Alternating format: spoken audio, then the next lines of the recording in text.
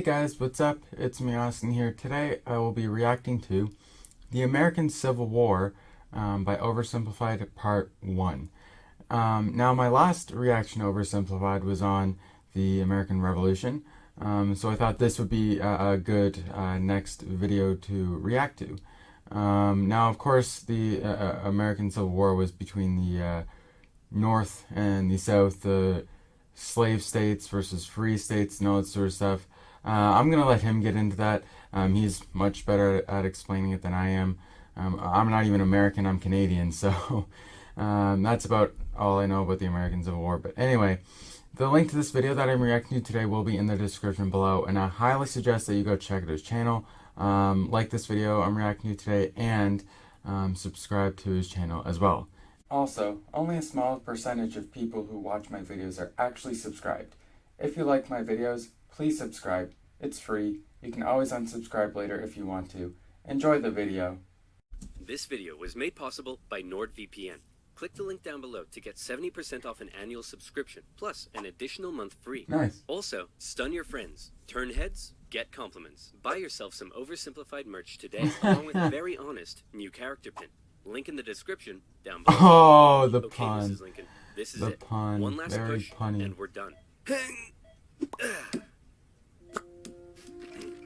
9 months and 4 days ago, my father brought forth upon my mother himself, and gave to her a child, conceived in a shack in Kentucky, and dedicated to the proposition that I will drink num-nums from a bottle and do little poo-poos in my pantses for the next 2 to 3 years. Now what is it babies do again? Oh yeah. I am not touching that. Abraham Lincoln grew up with his relatively poor family in Kentucky, eventually moving to Indiana Kentucky and finally Fried Chicken. Illinois. He read a lot of books, worked a lot of jobs, wrote some questionable poetry, and finally... Wait, what was that? I want to see what the... Moving to Indiana and finally Illinois. I want to see what that poetry was. His relatively poor family in Kentucky, eventually moving to Indiana and finally Illinois. He read a lot of books, worked a lot of jobs, wrote some Abraham Lincoln is my name, and worth my pen I wrote the same. I wrote in both haste and speed, and left it here for fools to read. Okay, Lincoln. And finally entered the law profession. Despite being self-taught, he turned out to be a pretty clever and astute lawyer. In one case, a guy claimed he witnessed a murder at night, and Lincoln was like, "How could you have seen anything in the dark? There was a bright full moon." A what? A bright full moon. Can you say that again, please? There was a bright full moon. A dim half moon? No, a bright full moon. That's funny, because according to this almanac, there was a dim half moon that night, which makes you a liar. Well, I got a bright full moon for y'all right here. Now that's what I call a rebuttal. Lincoln and his cheekbones weren't only interested in law, however. He also dabbled in the world of politics, serving as a legislator in both local and national assemblies. And what a time it was. Not even 100 years after the Founding Fathers wrote, "All men are created equal," politicians were already asking, yeah, but what does that mean exactly? It means all men. Yeah, but what does that mean exactly?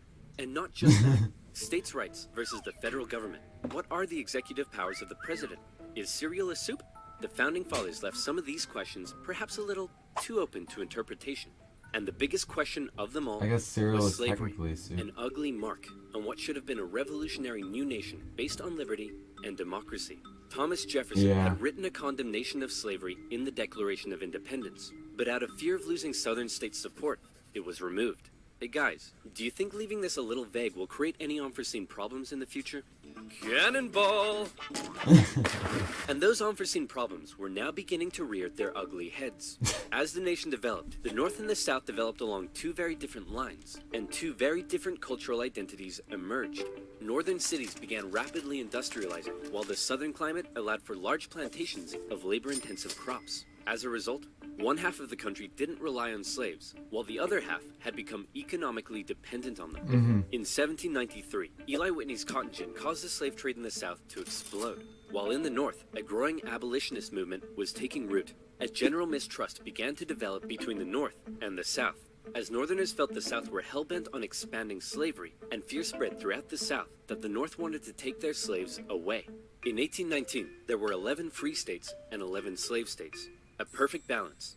A happy medium. A harmonious relationship. Hey guys, nice to meet you. I'm Missouri, and I would like to become the 23rd state. Hey buddy, welcome to the nation. We'll be happy to accept you as a free state. Oh no, you don't. You're trying to get one over on us. Missouri's gonna be a slave state.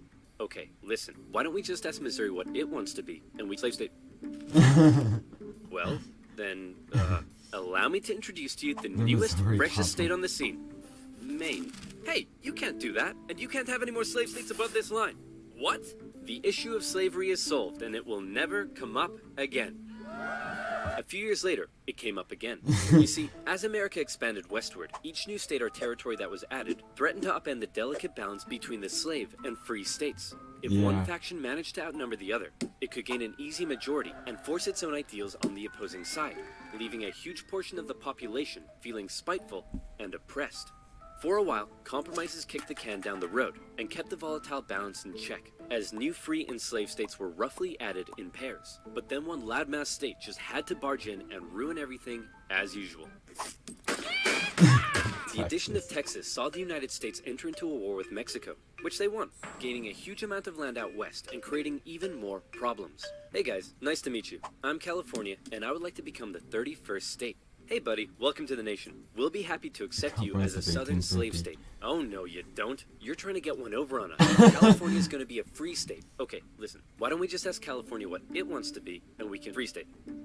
Well, then, allow me to introduce to you the territories of New Mexico and Utah, able to freely vote for slavery themselves. Hey, you can't do that, and we can enter Northern Territory anytime we want to recapture escaped slaves. What? The issue of slavery is solved, and it will never come up again. A few years later, it came up again. In 1854, a Democratic senator from Illinois wanted to build a really cool choo-choo train here and proposed that the territories of Kansas and Nebraska be created open to slavery, even though they were clearly above the Missouri Compromise line. Obviously, the northern states were like, hell no. But the Southern Democrats who controlled Congress at the time were like, well, if you love liberty and democracy so much, then you should let them vote on whether slavery should be legal or not. And so it was. Huge numbers of pro- and anti-slavery settlers rushed to Kansas to sway the vote in their favor. And while they were all there, they began to beat the crap out of each other. One of those settlers was a man named John Brown, a former businessman who failed at just about everything he tried and went arguably insane. He was a radical abolitionist and dedicated much of his life to the Underground Railroad and freeing slaves. One night, in revenge for an earlier raid by pro-slavery forces, he and his sons killed a number of pro-slavery settlers in the territory, helping to kickstart years of violence known as Bleeding Kansas. Kansas and Nebraska both eventually voted in favor of outlawing slavery. But from here, the tension began to grow at a rapid pace. In 1852, author Harriet Beecher Stowe penned Uncle Tom's Cabin, a best-selling novel that exposed the terrible cruelty of slavery to the world. Oh, how awful. How morally corrupt a nation must be to allow such things to happen. Your Majesty, what should we do about all the starving children working in the coal mines? Nothing! In 1854, the Republican Party was formed, and Abraham Lincoln emerged as a leading figure. Southern Democrats viewed the new Republican Party with mistrust, believing it to be radical and abolitionist. In 1856, a politician named Charles Sumner gave a speech in Congress, calling out slave-owning Democrats with fiery language. If slavery was a woman, she'd be an ugly one, and the senator from South Carolina would like to boink her. Representative Brooks, do you have a rebuttal? Oh, I have a rebuttal, all right. Yeah, here's a rebuttal for you. Oh, come on. Surely this isn't allowed. I don't know. I'll have to consult the rule book. How do you not know?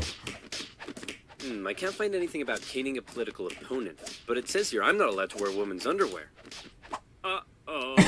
News of the violence on the Senate floor took the nation by storm. Hilarious. Southern slave owners sent Representative Brooks new canes to replace his now broken one. And on the floors of Congress, politicians carried weapons in self-defense, which is never a good sign. In 1857, the Supreme Court ruled in the Dred Scott case that all people of African descent, slave or free, could not be citizens, and therefore could not sue for their own freedom under any circumstances. Undoing years of progress with the strike of a gavel.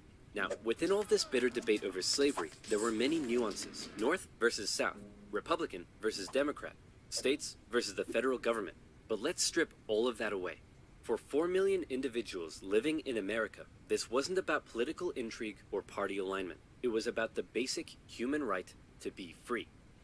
Men, women, and children were That's stolen from their very homelands sad, bro. and brought to the American continent, where for generations they were considered to be property, forced to live in poverty, and work from sunrise to sunset. Plantation overseers did whatever they felt was necessary to get the most out of their slaves. Punishments were often barbaric. Families were regularly separated, and parents could often only watch, as their children were auctioned off, never to be seen again. Thousands of slaves took the treacherous risk of running away, and abolitionists in the North helped many escape via the Underground Railroad as bounty hunters entered the North to chase them down. Leading figures within the abolitionist movement included many significant free black men and women. Harriet But it's Tubman. important to note that for many of the anti-slavery white individuals in the North, opposition to slavery was often an economic issue, not a moral one, as many worried large plantations would take their lands and livelihoods away. Abraham Lincoln knew that slavery was a moral evil, and he regularly spoke out against it in powerful speeches that helped him rise through the ranks of the new Republican Party. He lamented at the hypocrisy of a great American nation meant to stand as a shining beacon of freedom, while also enslaving 4 million men, women, and children. Yeah, He most famously declared tough. in 1858 that a house divided against itself cannot stand. That one day... Do you know what that reminds me of? How in Parliament in Canada, it's we have right now we have our Prime Minister Justin Trudeau and the party opposite Mr. O'Toole. I almost feel like the only thing that happens in Parliament is fighting. I feel like nothing gets done. And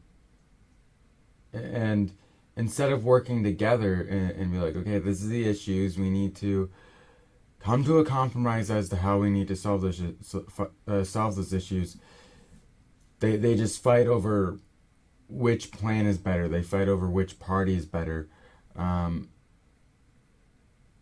Stating why your party is better is meant for a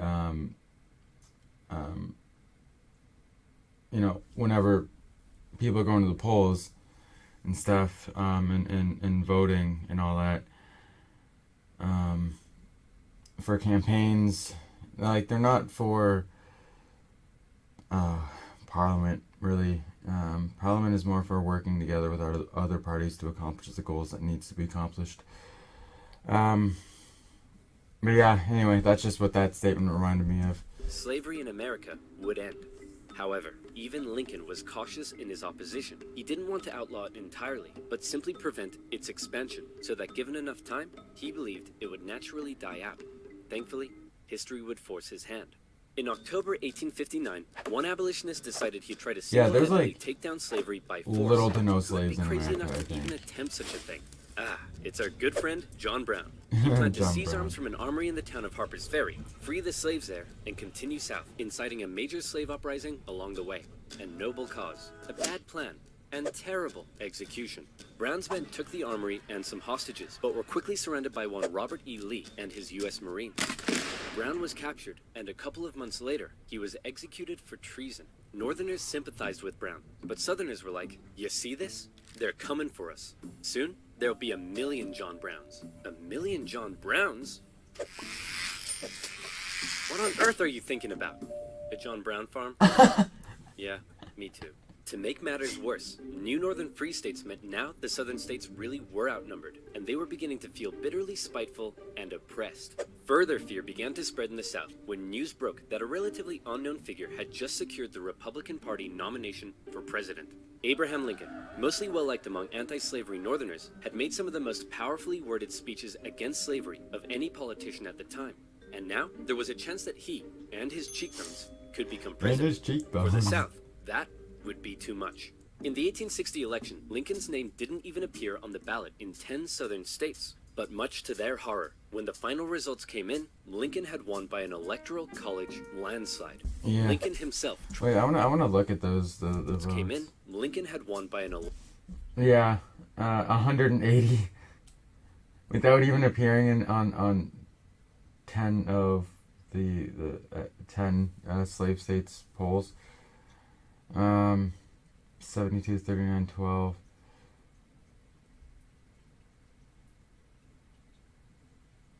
Yeah, I mean, if the guy, I don't know. The the slave states needed like one kind of like this guy only had 72, which is like not even close. So Electoral College landslide.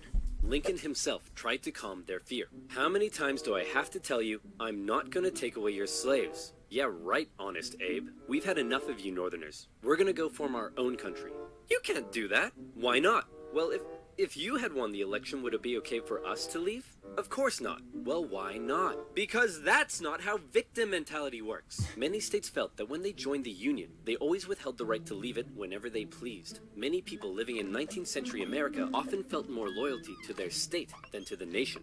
And now, with the South feeling like it had lost its voice in the federal government, they were out of here. South Carolina was the first to go, and over a period of 6 months, one by one, 11 slave states officially seceded from the Union, with wow, these are like only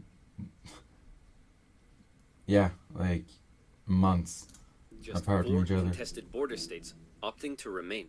The seceding states issued a number of official documents justifying their secession. South Carolina proclaimed that it was northern states' hostility to slavery that rendered the federal government illegitimate. Mississippi declared that their position was thoroughly identified with the institution of slavery. And in a speech, the Confederate vice president stated that the new Confederate government rested upon what he called the great truth of racial inequality. Revered American generals, such as Robert E. Lee, opted to side with their states over the Union. And with all the chaos, one New York lawyer wrote that rather than a bald eagle, America's national bird should be a debilitated chicken. And hey, I kind of like that. One man, watching the crisis unfold, knew it would be his job to solve it. Lincoln was just about to hop on a train and become the President of the United States of America. Hey man, you're hella ugly. Grow a beard or something to hide that face. Good idea. Still ugly. With assassination plots already underway, Lincoln had to travel to Washington, D.C. under heavy disguise and protection. All along the way, he received stacks of threatening letters. May the hand of the devil strike you down. You are destroying this country. Damn you, every breath you take. Love from... Grandma? At his inauguration speech, Lincoln once again reiterated that no, I do not want to take away anyone's slaves. But for Lincoln, he did want to preserve the Union. He declared secession to be nothing but an illegitimate rebellion. In your hands, and not in mine, he said, is the momentous issue of civil war. You can have no conflict without being yourselves the aggressors. We are not enemies, but friends. It was clear Lincoln was ready and willing to get freaky and open up a can of Scatman John if he had to. Whether he had the support of the people, however, was in question. In the end, it was the Confederates that fired the first shot. As they seceded, the Confederate states began seizing federal U.S. property throughout the South. Off the coast of Charleston, South Carolina, was one such federal property, Fort Sumter, held by a measly, undersupplied U.S. force. The Confederate militia there demanded the fort surrender, a request which was quickly denied, and any remaining hope for a peaceful solution to the secession crisis probably then died when the Confederates did this. The Battle of Fort Sumter is considered to be the beginning of the American Civil War. Many of the Confederates there also considered it to be the end of the American Civil War. They hoped Old Abe would just sigh and say, okay, you win. Unfortunately for them, Lincoln actually said, you're about to get a roundhouse to the face. Lincoln sent out the call for 75,000 volunteers, and men signed up in droves, hopeful for some adventure and good old-fashioned F-U-N. In the new Confederate capital at Richmond, Virginia, Confederate President Jefferson Davis and his cheekbones had also sent out the call for 100,000 men. As ever, both sides hoped for a quick end to the war. Is it over yet? No, Jimmy. It's been 1 week. Is it over now? No. How about now? If you ask that one more time, I swear I will turn this army around and you'll all have to go back home to your wives and children. But in particular, the South knew the conflict would pose a bit of a challenge. How can we expect to win with a population of only 5 million against 22 million in the North? If you count us 4 million slaves, you'd have 9 million. Great idea. Hand these rifles out to all the men. Wait a minute. You almost had me there. Yeah, if you gave them to the slaves, they would just kill you. The The problem for Lincoln was that many of his top generals were getting old and were being a bit too cautious. The commanding general was a man named Winfield Scott, a veteran of the Mexican-American War, and by now, he was too fat to even mount a horse. Okay, chaps, we need to come up with a plan. Hit me. We could wait for the Confederates to come and apologize. Maybe we should all sit in a circle and discuss our feelings. Crossing the Delaware into New Jersey worked for me. Those are all terrible ideas. And you? Wrong video. Hey, I'm the greatest president in the history of this nation. Yeah, we'll see about that, dingus. Eventually, Lincoln's generals came up with a multi-pronged strategy. First, a blockade would cut off and starve the South of supplies by sea. Secondly, taking control of the great Mississippi River would sever the South's economic artery while splitting it in two. And finally, a main Union force in the East would move south and take the Confederate capital, ending the war. Bada boom, bada bing. Skirmishes began to break out across the nation, and the Union Army in the East began to move south towards Richmond. Everything seemed to be going well until they reached Manassas, where they came upon a large Confederate force. It's almost like they were waiting for us. How did they know? As it turned out, spies in D.C. had sent a coded message to the Confederates warning of the invasion. Did you use NordVPN? What the heck is NordVPN? I'm so glad you asked. Segway! Do you use the internet? Me too. Do you like internet safety? Me too. We should hang out sometime so I can tell you about NordVPN. NordVPN has over 5,000 secure and super fast servers in 60 countries that allow you to surf the net safely without personal data logging. Not only does it help you stay secure, but with just a click of a button, you can take a quick trip to Sweden and enjoy some Nordic crime dramas. Is there some amazing content on YouTube that's still blocked in your country?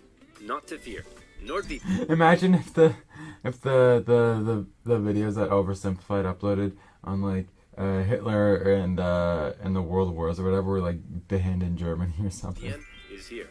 NordVPN gives you access to all of these amazing features, and it has a 30-day money-back guarantee. So click the link in the description below, nordvpn.com/oversimplified, and use promo code OverSimplified to get 70% off an annual subscription. That's only $3.49 a month, plus an additional month for free. Again, that's nordvpn.com/oversimplified. And as always, you'll be supporting my channel. So thank you. Now where were we? Oh yeah, secession, Fat Man, and the Union invasion into Virginia. The two sides encountered each other at Manassas, and both geared up for the first major battle of the Civil War, the First Battle of Bull Run. The Confederates rapidly brought in support via rail, and the two sides were about equal in numbers. However, they were also equally inexperienced. A large number of civilians also rode out by carriage from D.C. to picnic on the nearby hills and watch the excitement unfold. Nobody seemed to quite understand how destructive this war was going to be. The Union forces pulled a flanking maneuver to hit the Confederates on their left, and the two sides fired on each other in rows. Farm families living in the area were forced to flee the fighting, including a man named Wilmer McLean. Hurry up, Martha! There's a war out here! The more you tell me to hurry up, the slower I will go! The Union force saw initial success, pushing the Confederates back to Henry Hill. But one as of yet fairly unknown General Thomas Jackson had arrived, and he took a defensive position, standing firm like a stone wall, holding the Union Army off, and finally sending them running back to Washington, D.C. With heavy casualties, the sobering reality of war hit both sides hard, and the North, having just lost the first major battle, had to face the serious prospect that they may not actually win this war. President Lincoln, General Jackson whipped us so hard, the Confederates are calling him Stonewall Jackson. Wait, that's why they're calling him that? Not because he looks like he ran face first into a stone wall? Apparently not. Worse yet, the North had also lost the first major battle out west, giving away control of southwest Missouri. All of this was terrible news for Abraham Lincoln, especially since many of his generals and cabinet already didn't have much respect for him. They felt he was incapable of running a war, because he seemed a bit like your friendly old grandpa. He famously loved a long-winded story and a good pun. I've been so busy, my wife is missing me. But her aim is starting to improve. But deep down, few realized he could also be incredibly shrewd. Oh, Abe, you're so funny. Funny how? Funny like I'm a clown? Abe, I was just... No, funny how? Like I'm here to amuse you? During the war, Lincoln committed acts that were viewed by some as impeachable. His administration suppressed the free media from printing articles sympathetic towards the South. Some Southern sympathizers were even arrested without a trial. Lincoln's criticizers began accusing him of being a tyrant. But to quote the man himself, hey, it's war, baby. What are you gonna do? By the end of 1861, with things already looking bad for the North, Abolitionists such as Frederick Douglass couldn't believe that the Union Army weren't enlisting black men. He continued to put pressure on Lincoln to make the war about emancipation. Mr. President, it's time to make the war about emancipation. I don't want to ruffle any feathers. The feathers are already ruffled. But Lincoln, hanging on to hope for a quick end to the conflict, continued to fight only for the preservation of the Union. It was decided, however, that escaped slaves from the Confederacy could be held as enemy contraband, and many of these men were put to work bolstering the Union's infrastructure and supply lines. Hoping to get things moving, Lincoln made young General George McClellan the new commanding general, and McClellan began to train up his men. He thought a lot of himself, however, and believed he was going to be the nation's great savior. And like many others, he didn't approve of the president's handling of the war. On one occasion, Lincoln went to McClellan's house to meet with him, but McClellan was late returning home. He kept the president waiting, and when he finally got there, he just straight up went to bed. Now that's what I call disrespectful. McClellan talked the talk, but could he walk the walk? No. Like Lincoln's other generals, McClellan was maddeningly cautious. Hey man, could you move south and attack the enemy? What? Are you crazy? What if they have a big scary army down there? They probably do. What? Oh my gosh! McClellan worried that he did not have the numbers he needed to fight effectively. What if they have like 10,000 men? Okay, no problem. We'll get you 20,000 men. Well, what if they have 30,000 men? I'll need 40. Okay, you can have 40. Well, what if they have 50? I'll need 60. Lincoln tried, but it was all in vain. McClellan would not make a move for the rest of the year. The North's one saving grace for now was a general out west fighting in Kentucky and Tennessee, General Ulysses S. Grant. Cool, collected, methodical, and a big fan of whiskey. His chief of staff took it upon himself to keep Grant sober.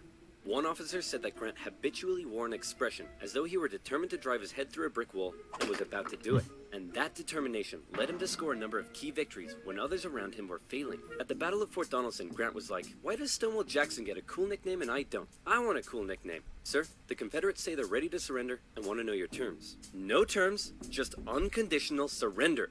Hey, unconditional surrender Grant. That's a pretty cool nickname, right? Guys? Right? Later in April 1862, the Confederates launched a sudden attack on Grant's army at Shiloh, but the determined, unconditional surrender Grant threw his lines at the rebels and sent them running. The battle resulted in the heaviest casualties in U.S. history so far, and despite his victory, Grant found himself under fire. You have to get rid of Grant. Why? Didn't he win? Yes, but he just threw his men at the enemy. Isn't that the point? Also, he's a loony drunk. Well, what does he like to drink? I believe whiskey, sir. Then send him more. Lincoln watched as his cabinet did nothing but bicker, and his generals did nothing. But then, worst of all, personal tragedy struck. Lincoln's young son, Willie, very much loved by the president, died of typhoid fever at the age of 11. I like how he says that this is worse than the war. This would definitely hurt more than a loss in a war for sure. Like 100%. Lincoln was a sensitive man and was heavily affected by the loss. His wife was inconsolable. But one of Lincoln's greatest traits, what made him such a great leader, was in the darkest of times, with composure and determination, he kept moving forward. He knew it was his responsibility to hold himself and his family together, and by doing so, he hoped to hold the nation together. And he had had it with McClellan's inaction. Lincoln decided he was gonna take control. In March 1862, Lincoln firmly ordered McClellan to once again move south towards Richmond. McClellan insisted instead they move by sea to the Virginia Peninsula and attack Richmond from the southeast. "Yes," said Lincoln. "Okay, anything." Lincoln held on to some of McClellan's men to defend D.C. from a nearby Stonewall Jackson wreaking havoc in the Shenandoah Valley, and he sent McClellan south. McClellan landed on the peninsula, and he began to move inland. He came up against a small Confederate army that had dug in at Yorktown. McClellan vastly outnumbered the force, but it's said that Confederate General Magruder deceived McClellan by cleverly maneuvering his smaller force and making McClellan believe he faced a huge army. "No, you have way more men than them. Move forward." No. McClellan settled in for a month-long siege, giving time for Johnston to move south from Manassas and Magruder time to retreat. When he finally entered the city and found it deserted, he declared it a victory, calling his success brilliant. Then, after meeting some resistance at Williamsburg, McClellan moved to within just 20 miles of Richmond, his armies able to hear the church bells ringing in the enemy capital. "You still outnumber them. Go give them hell." No. McClellan once again held back, Oh my moving slowly gosh. and defensively. And with his army split in two, the Confederates saw an opportunity to strike back. McClellan's advance was halted, and now the Confederates pulled an ace out of their sleeve. General Yeah. McClellan's Yeah, right here. If you look at Napoleon, like one of the things he did was he really liked to split up the opposing army. And in that way it made it easier to counter. And look at this. They could send their army right here, split their arm, and have it so they can't combine their army into one big army again and attack them from both sides. So. And with his army split in two, the Confederates saw an opportunity to strike back. McClellan's advance was halted, and now the Confederates pulled an ace out of their sleeve. General Lee, you're up. Do you think we should evacuate Richmond? No, Mr. President, no need. General Robert E. Lee, one of the most brilliant military commanders of the time, was now in charge. One of his biggest strengths was his ability to read the mind of his enemy, and he knew McClellan was cautious and weak. After moving Stonewall Jackson south to join him, and even though he had a smaller army, Lee hit McClellan in a series of fast-paced, close combat battles that had McClellan spooked. McClellan retreated the Union Army back again and again and again, escaping the peninsula and returning to D.C. Lee had defeated McClellan, and the campaign had failed. Well, that was a major success. A success? Tell me exactly what was successful about that. Well, we successfully retreated. You lost. I didn't lose. I merely failed to win. Things just kept looking worse for the North.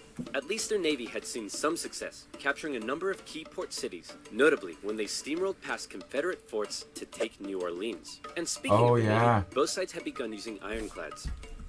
Yeah, if you to take New Orleans, number of key port cities. Yeah, look at this. When they steamrolled past Confederate. Remember at the very beginning, whenever he said that this river would be key for the Union Army to capture. Again, like this can be used to. This river can be used to transport stuff and all that. By shipment. Or cargo, I suppose. And it would split the Confederate into two, so. Forts to take New Orleans. And speaking of the Navy, both sides had begun using ironclads. So that's pretty cool. But in the East, they still weren't having any luck. After McClellan's disastrous campaign, Lincoln briefly sent out one General John Pope to attack Northern Virginia. Hey man, just checking in. How's it going?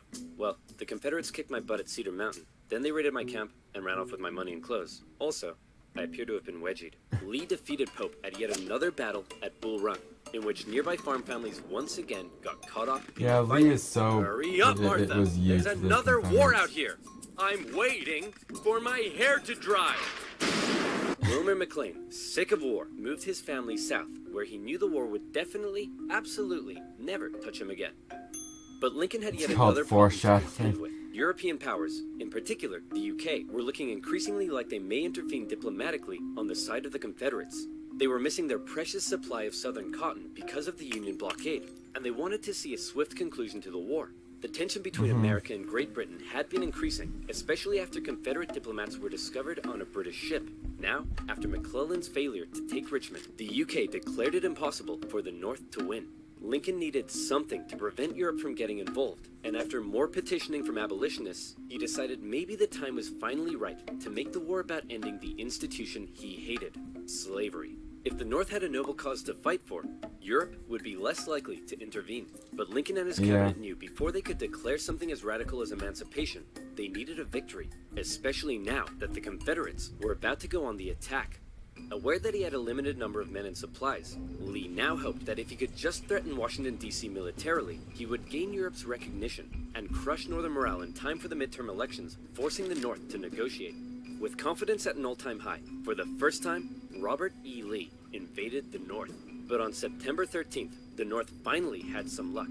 Oh boy, it's my lucky day! A cigar in a field. Hey, what's this wrapped around it? Oh my gosh! That's right, the North had discovered General Lee's battle plans wrapped around some cigars. And in them, they saw that Lee had split up his forces. McClellan headed out from D.C., and the two sides met in the Battle of Antietam. a crucial battle that would decide the course of the war.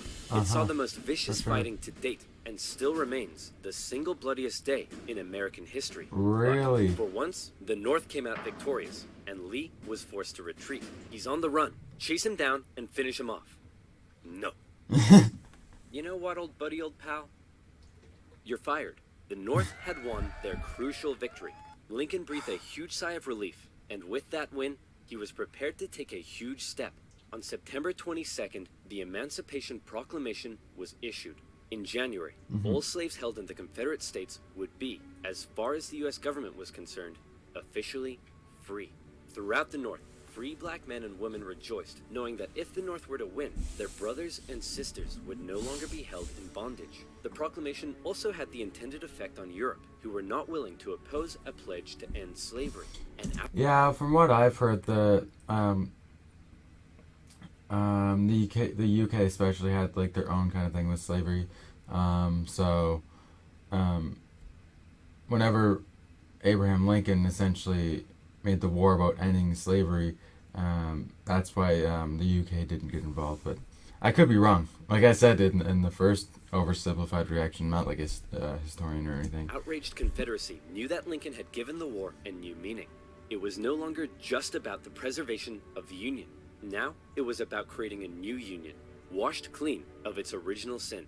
A Union without slavery. Yep.